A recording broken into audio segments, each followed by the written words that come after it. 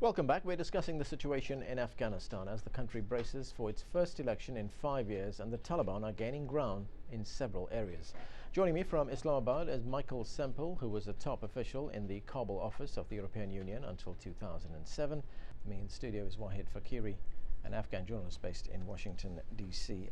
Wahid Fakiri, let me start with you again. We just received this SMS question here from one of our viewers, George in the United States, and he wants to know, are there going to be outside observers in the upcoming election? Yes, there will be some Europeans and some American observers, some United Nations observer, and that's one very important concern among the Afghans. And the government, the Karzai government, will rig the elections. He will try to have make a steal the election, and that's a basic concern of Afghans, that the government has the power. He had made the deal with many warlords, with many local, particularly local governors, district chiefs, with everyone. He's appointing the president. Hamid Karzai is appointing governors and the chiefs, district chiefs. So that concern is really real. And there was just experience that we had from the Iranian elections, and I think that's a really real feel in Afghan population that the election will be rigged and there will be a fraud. So essentially the central government in Kabul is depending on tribal chiefs and warlords to maintain some kind of security during the election. That's exactly right. Karzai has been dealing with the warlords for the past several months. He has brought Fahim back to his fold. He brought Dostum back, and many other warlords who have been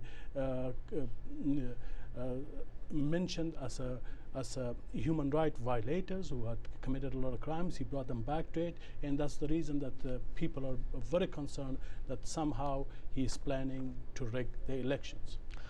What happens in a situation where you have some remote village where there are people who want to vote? The Taliban have called for a boycott of the vote. People in some remote village are not going to have any protection. My own belief is that most Afghans in the rural area will not vote at all. The elections will be held mostly in urban area. Big cities like Kabul, Herat, Kandahar, Mazar-e-Sharif, the big cities where urban population live, who people are still a little bit concerned with the elections. In the rural area, there is no campaign. The information doesn't go there, and Talibans are in power, and they have issued statements that do not vote.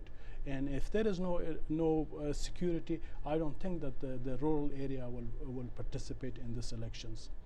Michael Semple, if we're listening to what Wahid Fakiri is saying here, and we listen to other people who have been expressing concern about intimidation and security, there have been 4 killings that have been directly related to the elections. Women candidates have had difficulty campaigning. Women have had difficulty registering. Can we expect the election to be free and fair? I think one of the biggest mistakes we could make would be to write off this election. This election is a real political process, something which the outsiders ignore at their peril. It is contested. There are several candidates, who, if you look at them in terms of their credentials and the campaigns that they're running, you can say, well, perhaps he could run Afghanistan. They are running vigorous campaigns. There are hundreds of thousands of people around the country are participating in the campaigns in one way or another.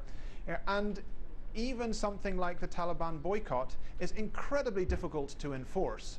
I've seen the Taliban try to enforce rules on the Afghan population when they were in power. It wasn't that easy. Anybody remember the days when they tried to browbeat people in the football stadium during football matches, when they're trying to enforce their version of the azan? They couldn't do it. The Afghans are highly politicized.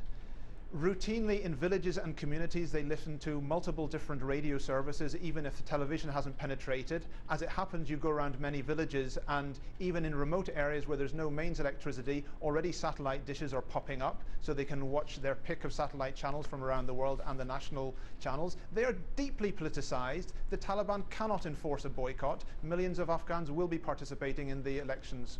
So from what you're saying then, you're pretty confident that the outcome of the election will be a fair reflection of the will of the Afghan people? I think, whereas it's clear that the elections are going to happen. It's also clear that millions of Afghans will be participating. It's going to be an Afghan election process, and it's going to be messy, and it's going to be contested by foul means as well as fair. So the question is whether how will the balance between fair and foul work out, and will it be possible to get the results to stick? In a sense, there are two levels of uncertainty on this election. There's the first one is, will the winner be able to demonstrate that he has done it fairly enough and by enough of a margin to be accepted, and of course, who that winner will be. There's another interesting twist in this, which is, under the rules, the winner has to get 50%. If the leading candidate doesn't get 50% in the first round, it goes to a second round, which would, of course, be a radical break for Afghan politics. People really would get a sense of empowerment if that happened. Okay, let's go to one of our viewers now who's on the phone. This is Sahil calling from the United Kingdom. Sahil, go ahead with your question. Yes, my question, thank you very much for allowing me this chance. My question is about whether Obama administration can win this war. I would like to say Obama administration policy in Afghanistan is not working and is not going to win, simply because Obama, like former United States administrations, believe that through war it can achieve peace in Afghanistan, Iraq, Somalia. Okay. I can give you one example. The United States administration fails to pinpoint the terrorist groups. It kills the innocent along with the accused. All right, Sahil. Okay, Sahil, let me put that question to Wahid Fakiri here. Well, I do believe it is too early to pass a judgment on Obama administration that will it succeed or not. I do believe that most the success will depend on the upcoming elections.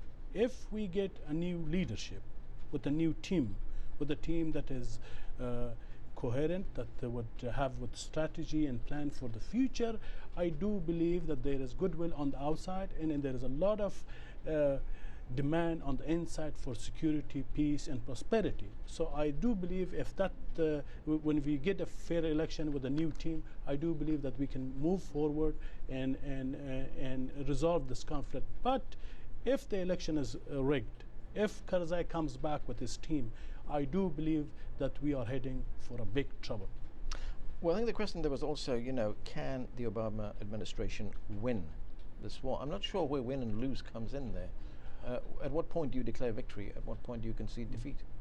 I believe, probably the win or the winning will be if we can establish a stable government in Afghanistan, if we can extend central government to the rural area, if we can bring some prosperity and some economic development, and if we can reduce the unemployment, I think that's will be a big success for right now. Yes.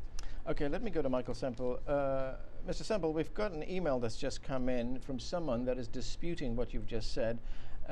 Moin Rauf sent us this email via Facebook, and he says, elections in Afghanistan will only take place in Kabul, Kandahar, and a few other key cities around the country under foreign military control. The rest of the country may well not participate since they hate the occupation more than the Taliban.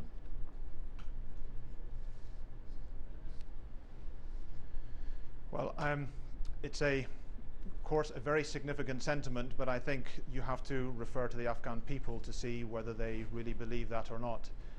I think, on the one hand, there is a genuine aspiration which is shared by many different classes of Afghan, and funny enough, by many of the outside allies of Afghanistan, to end the combat role of Western troops in Afghanistan.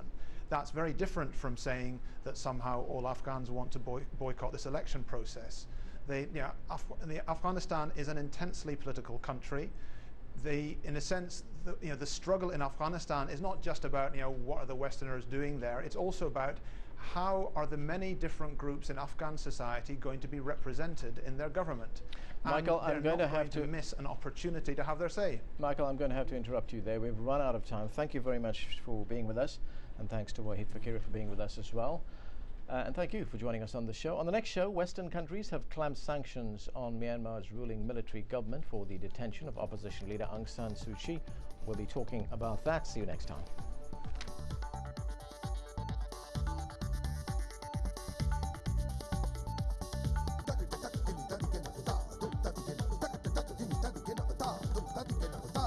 digena kuta,